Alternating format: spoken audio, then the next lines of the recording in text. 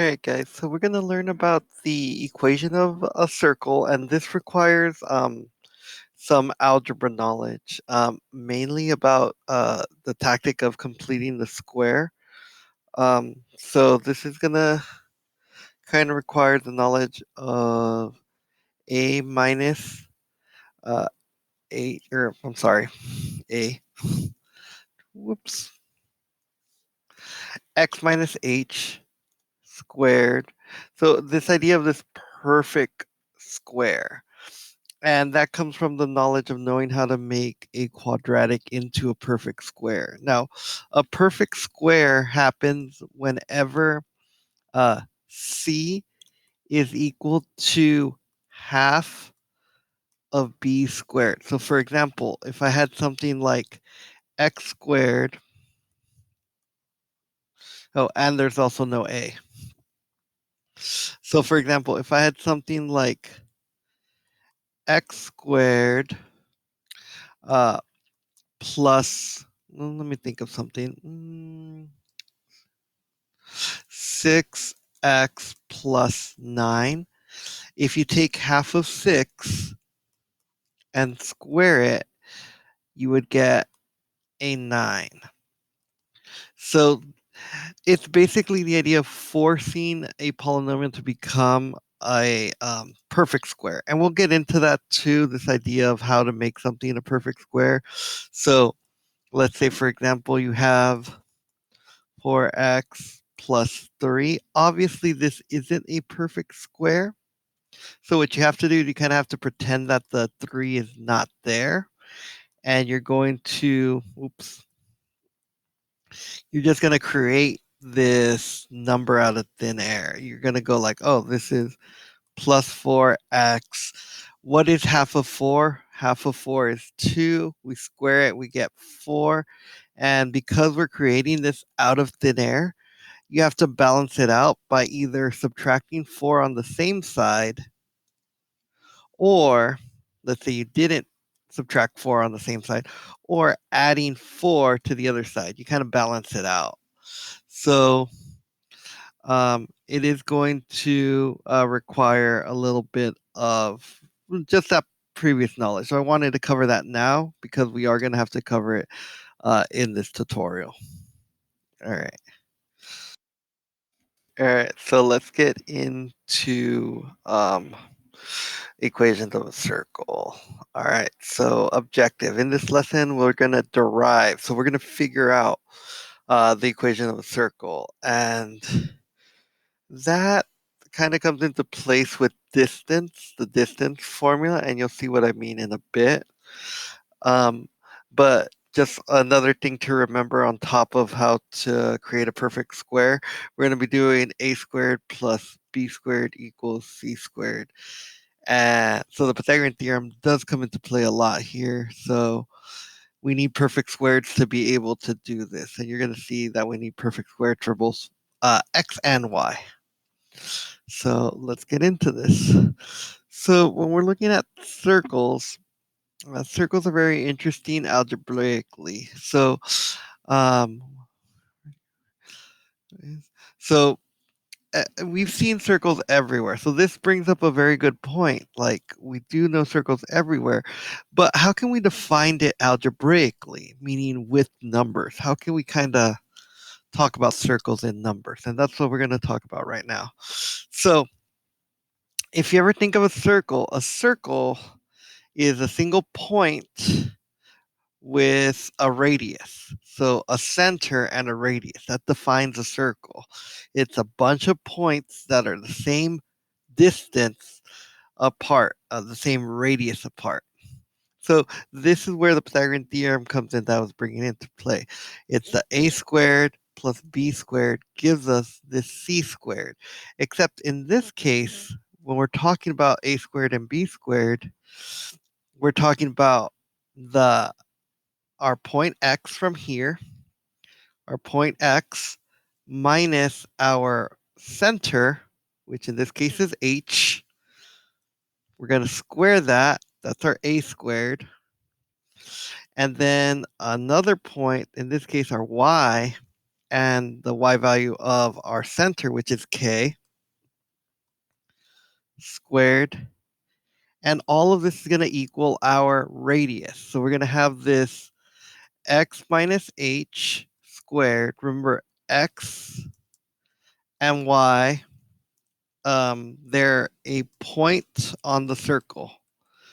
So x and y is a point on the circle, and h and k is our center of the circle. And the reason why I call it x and y is that way we can use any point on the circle. It doesn't matter which one. Our HK, we're talking about this circle, so yes, I could use the 0, 0, but in this case, I'm talking about any point on the circle. So if we add those two up together, we have our a squared plus b squared, and that's going to equal our c squared. Well, our c squared is this line, which just so happens to be our radius. So this is our formula of a circle. You may have seen it before, probably not. This is a more like advanced algebra thing. So it's usually taught in the later years of algebra. But for right now, we're just talking about circles like this. So this is how you would see a circle. They're starting off simple by just saying your center is 0, but they will get to this. This just so happens to be 0, 0 because our center is 0, 0. And this C, since it's our R, we're going to say that our radius is equal to the square root of this. This is only when our center is 0, 0.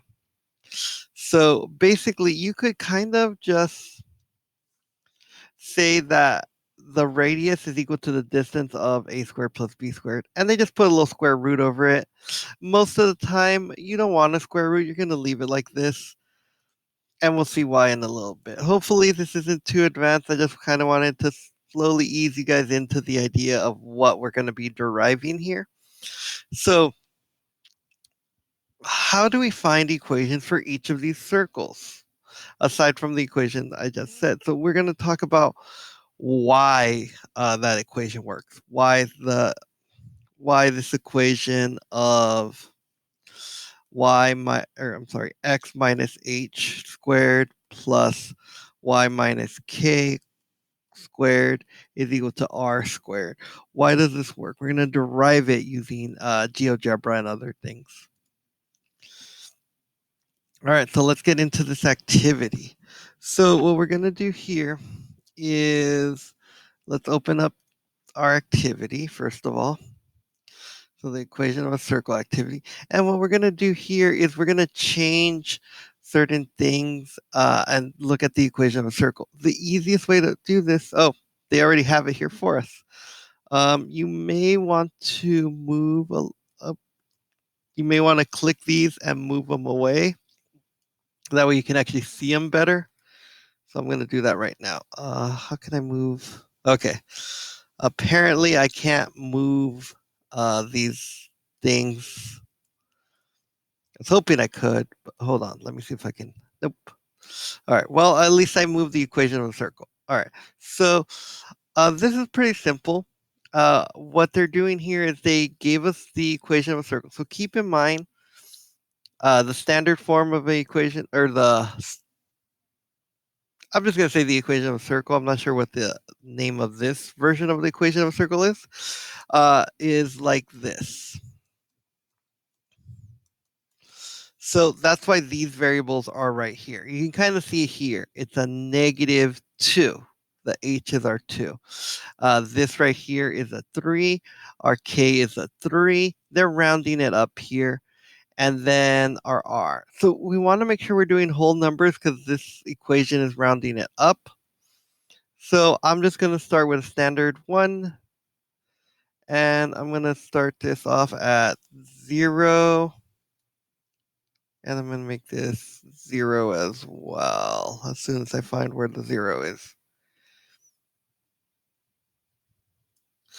So I'm going to start off very basic.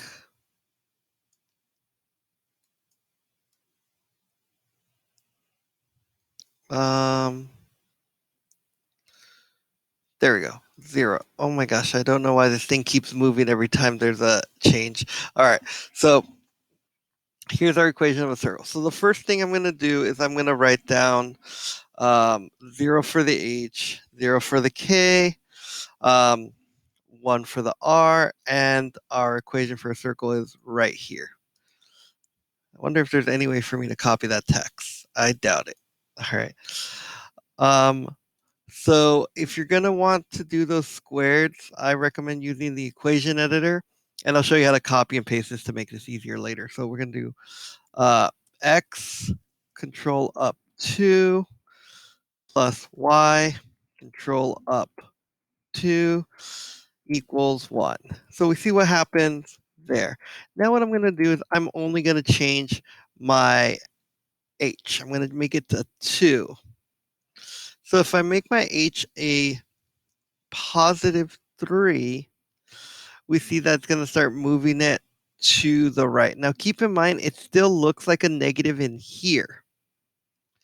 It's just the h is positive 3, so the center, it moves it to the right. So I'm just going to change my h to 3. I'm going to leave everything the same because why not? Why not change one thing at a time? Radius is 1. This changes my equation to, I'm going to copy this. So I highlight it, Control C. I'm going to Control V. And obviously I need to change it. So I'm going to highlight it, go back into the equation editor. And the only thing that really changed was this part right here. So I'm going to say parentheses here. And I'm going to put a -3 there. I kind of got rid of the parentheses because I was like, we don't need them. So there we go. Now I'm gonna let's try see what happens when we go down. So you see here that I went change this to -2 and it went down. But keep in mind, see how this is negative negative? That's gonna make a positive. So I'm gonna keep this at 3, gonna change this to 2, leave this at 1, and I'm gonna copy this and I'm gonna do Control V. And there, what we're going to see here, oops, let me do this here.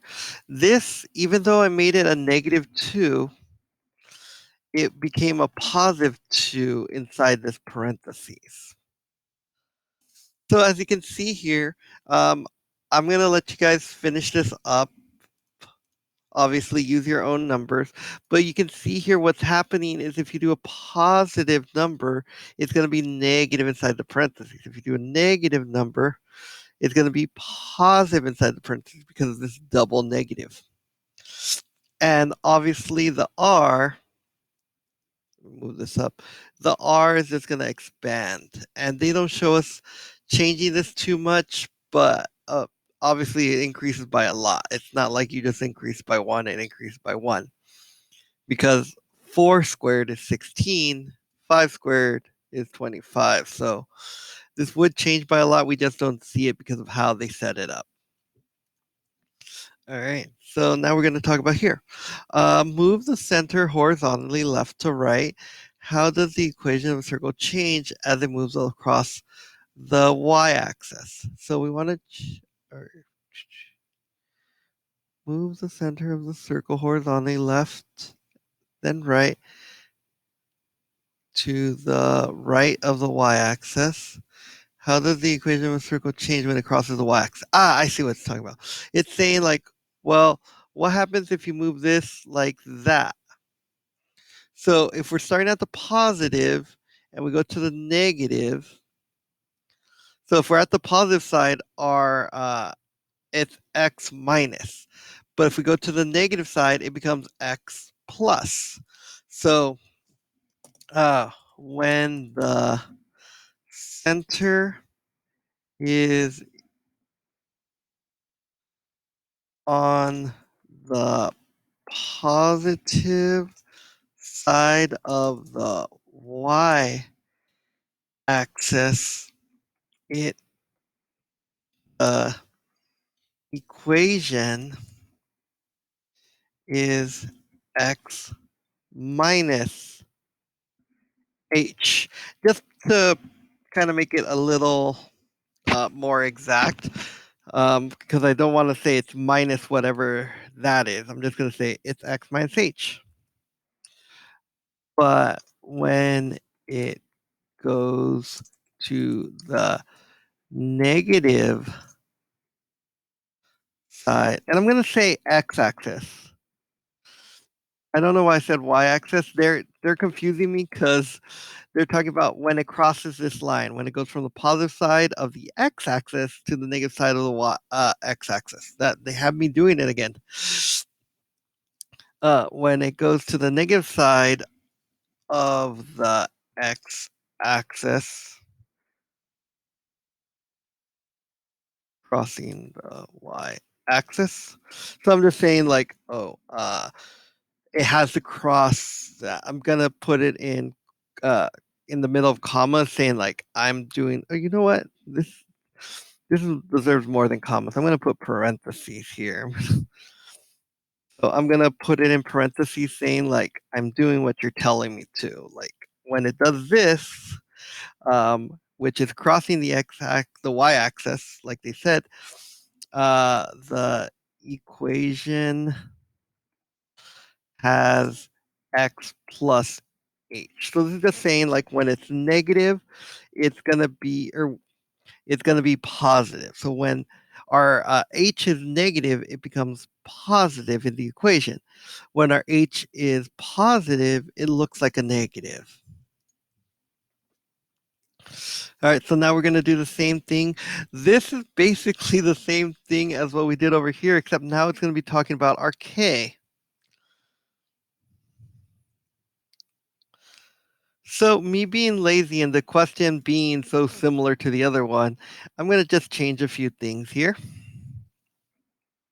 So I'm going to say when the center is on the positive side of the y-axis, because now we're talking about the y-axis, the equation is y minus k. It's important to change the h because it's y minus k. K is the y value of the center. H is the x value of the center. But when it goes from the negative side of the y-axis, so remember we're talking about the y-axis because we're talking about if the y is positive or negative.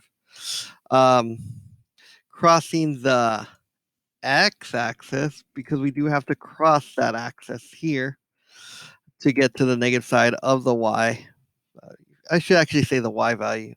When the center of the circle, you know what? I'll leave it like that for now, but it really should be when the center of the circle has a positive y value. So they should be positive y value. You guys can correct it. I'm not going to. Uh, Crossing the x-axis, it becomes y plus k. So basically, if the it's kind of the opposite. So let's take a look here. What does it say? Let's see how they say it. So the variable k changes the center of the, yeah, obviously. The sign k is positive when the center is below the x-axis. Oh, this is actually a nice way of saying it. Uh, so that's a kind of another way of saying this. When it's below the x-axis, it's negative when it's above the x-axis. Oh, that works. How does the equation change when the radius changes? Unlike uh, unlike this. So this is a very flawed way in how they're looking at it. Um, because we can't make it negative here. But if we did make it negative, you would have to square it. So what we would do here is as the so we have to answer the first question. As the radius uh, gets larger, the r gets a lot larger. And like I said, the flaw in this is they have this squared. It should be putting the actual number in here, which I can kind of show you guys because they decided not to.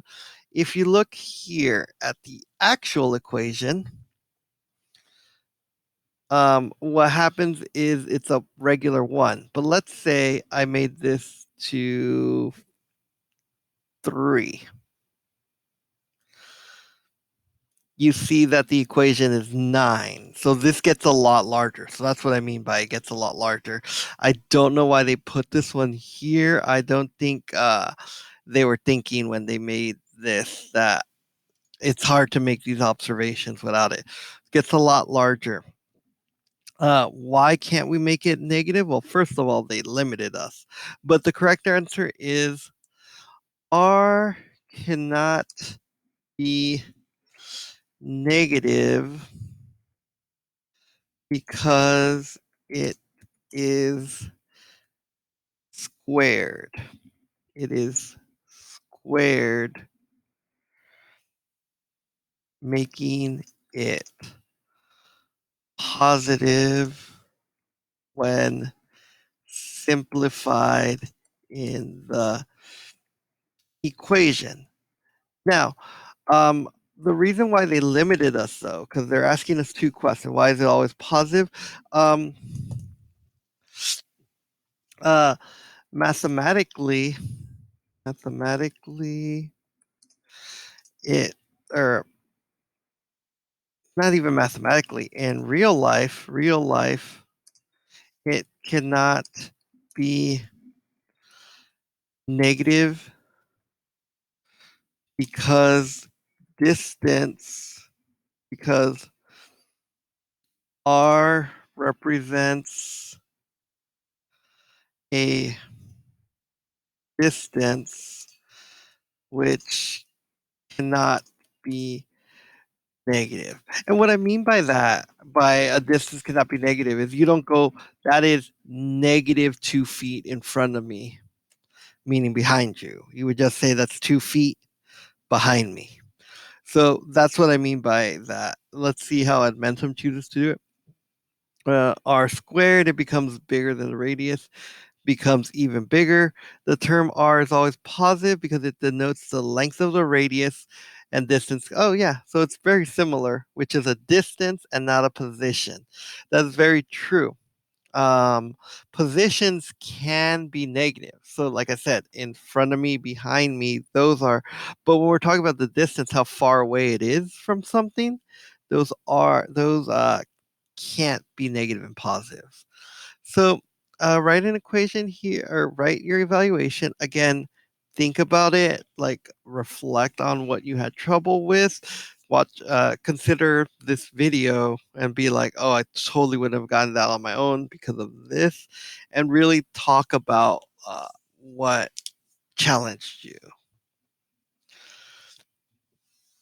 All right, so let's get into the equation. So here's our equation of a circle. We've already talked about this, how it's basically the Pythagorean theorem, which in turn is basically the distance formula. All right, so let's take a look at this question. So we have a circle with radius 4. So radius 4 automatically means we're going to have 4 squared on this side. So we know right off the bat, we're going to either have it as A or B. Okay. Now it's a positive X and a negative or positive H because it's the center, positive H and a negative K. So we know these have to be backwards. So it can't be A because it's the same. These aren't backwards. They're supposed to be the opposite of what the H and K is. So it's going to be this one because that's the one that's backwards. We have to always have our H and K as negative. So a negative positive number would be negative, and a negative negative number would be positive. All right, so let's take a look at this one. So this one is a little tricky because we have our center. So we know these have to be backwards. So if we do that, we're like, okay, so it's going to be positive 3, x plus 3, and then y plus 1. So x plus 3 and y plus 1. So the only one that has that is this one. Um, they were supposed to have us do the distance formula. However, they didn't consider that this was the only one with a +3 and a +1. They probably should have considered that when making this, but this is how you would solve it using distance formula. They don't give you a radius, so you have to find the distance. So essentially what they're asking you to do is they want you to find the distance from here to here. Let me try it with these points in actuality. So if we had a grid, you can do this as x2 minus x1 squared plus y2 minus y1 squared, square rooted for the distance formula. However, for those of us who kind of like seeing it visually, if we were to graph this, so I like graphing on Desmos. You can graph on GeoGebra if you like, but I like graphing on Desmos. Um, you can plot these points in. You can do this just so you can visually see it. -3, comma, -1, close the parentheses. And I close the parentheses to let it know that it's a point. And then the next one is 1, comma, 2, 1, comma, 2. Close that parentheses so it lets it know that's a point. When we're doing this, we're finding the distance between here and here. And you can do this with graph paper at home if you'd like. But the distance here, this is a -3. So the distance here is 4. And then we're also doing the distance from here to here. So this is -1, this is 2. So the distance here is 3. So we have 4 squared plus 3 squared equals r squared. So that's going to give us this 16 plus 9 equals r squared. 25 equals r squared. So from here, we were supposed to find out that r is 5. Or you could have just left it as r squared because we were looking for 25. We didn't have to necessarily solve for 5 because we're solving for r squared. We don't care what r is. We want r squared right now. All right, so moving on. So completing the square. So this is what I was talking about before. You always want to make sure that there is nothing in front of your x squared. The way you do this is you have to divide by what's known as a coefficient. So you're going to divide by a. So you're going to be given formulas where you have a coefficient. So you need to divide that coefficient out of there. You need to divide everything by that a to cancel that out. So this is going to be an important step in understanding how to solve for circles. All right, so let's say we're given this formula here. So if we're given this formula, we want to solve for circles. So we see here, it's like, oh, we have 3's in front. So what we're going to do is we're going to divide everything by 3.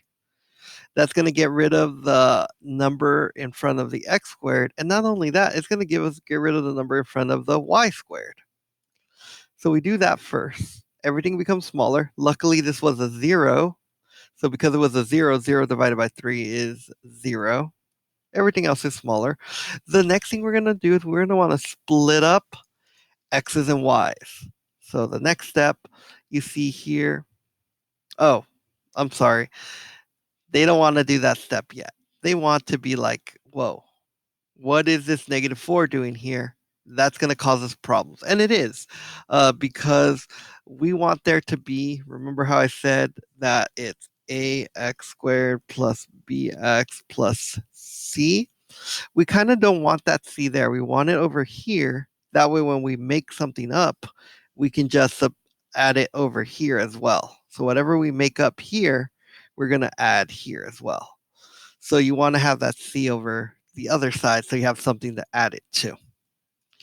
Then we reorganize it so our x's and our y's are there. So I never consider this step because you can deal with this -4 by just subtracting stuff to it, but they're like, might as well just move it over, which is a good strategy. Then what we're going to do is we're going to take half of our b terms. So in this case, half of 2 is 1, square it. So 1 squared is 1. So we're going to take this 2 right here, this -2, divide it by 2 and square it. Then we also have to do that for the y's. So we're going to take this 4.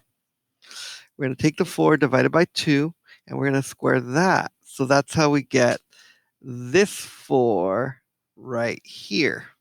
And to do light color, then that 1 right here is from getting this -1 squared. All right. From there, and whatever we add here, so we're adding a 1, we're adding a 4, we have to add it to the other side as well. We can't just make these numbers up out of thin air. It feels like we are, but we're not. We're balancing it out by adding it to the other side as well. From here, a really cool thing happens. So you know how we're taking half of b? Well, so why is this important? Like if we do that? Well, doing this allows us to make it x minus whatever this half of b is. So we'll see that in the next step. So you're going to see half of b. So this is going to be x minus 1 quantity squared. Half of b, this b, I'll call it b sub y because we're talking about the b's for y. This 4 would be cut in half. So it becomes +2. So it's going to be y plus 2. So in this next one, you see that, oh, they're putting parentheses. I hate that.